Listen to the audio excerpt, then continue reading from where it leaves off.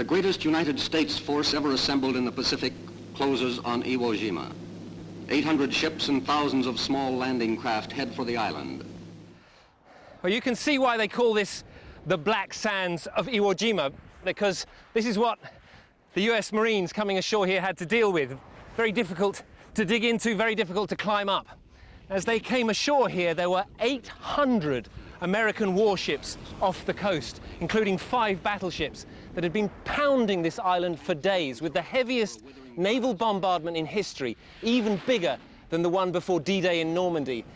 Because of that, they expected to face little opposition from the Japanese, but they were wrong. As soon as they got onto this beach, they were pinned down by a hail of gunfire coming from the right and from the left, and particularly from up there.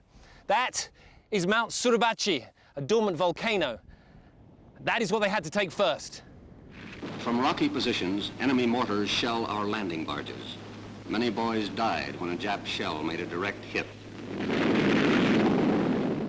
So this now is the top of Mount Suribachi, and this is really the iconic spot on Iwo Jima, because this is the place where that very famous, that iconic photograph of the Marines raising the flag on the 4th day of the battle.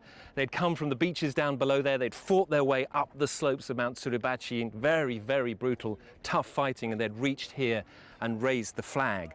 But that was really just the beginning, because the whole northern part of the island was still controlled by the Japanese military. It was going to take them nearly another month before they managed to take the whole of the island.